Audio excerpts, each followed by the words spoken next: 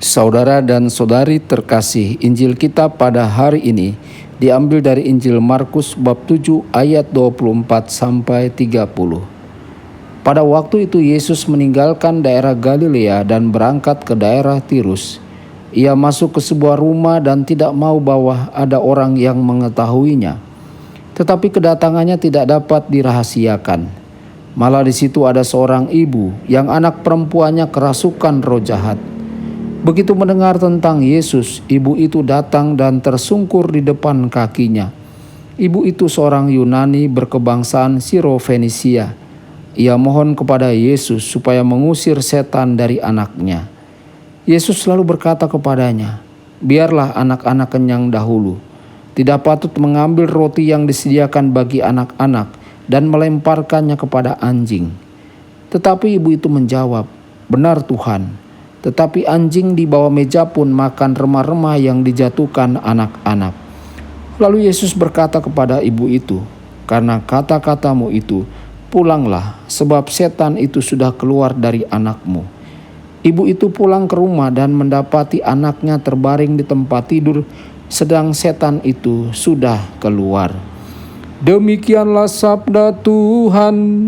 Terpujilah Kristus.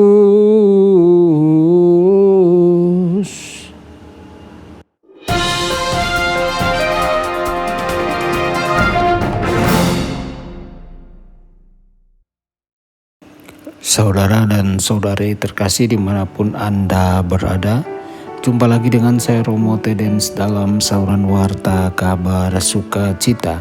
Semoga Anda semua dimanapun berada senantiasa dalam keadaan sehat dan bahagia. Tuhan kita dekat dengan kita dalam penderitaan kita. Dalam Injil kali ini, seorang anak perempuan menderita kerasukan setan dan ibunya menderita bersamanya. Apa yang paling mengejutkan kita tentang perikopah ini adalah bahwa Tuhan kita pada awalnya menambah penderitaan ibu itu dengan menegurnya.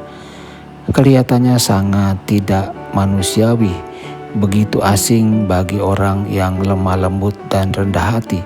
Sangat berbeda dengan Yesus yang lemah lembut, yang selalu peka terhadap kebutuhan orang lain. Namun Tuhan kita akan menganugerahkan kepadanya anugerah terbesar yang bisa menimpa setiap manusia, yakni rahmat keselamatan yang ditunjukkan oleh penyembuhan putrinya. Karena karunia itu begitu besar, bejana yang akan menampungnya perlu dipersiapkan. Saudara-saudari, penting untuk mengingat dua prinsip tentang perasaan kita.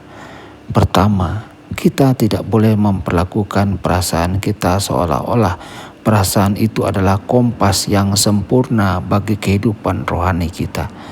Kedua, kurangnya dukungan perasaan tidak berarti bahwa Tuhan kita meninggalkan kita.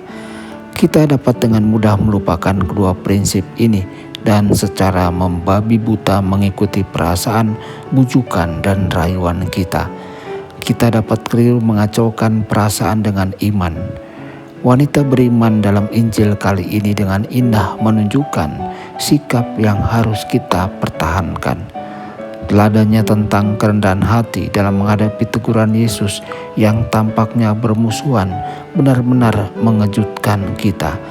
Tidak ada pemberontakan, tidak ada keluhan, tidak ada dendam, tidak ada pesta belas kasihan. Dia tetap teguh pada Yesus Kristus. Dia mempertahankan semangat kerendahan hati dan iman kepada Yesus yang memiliki kekuatan untuk membebaskan putrinya dari iblis.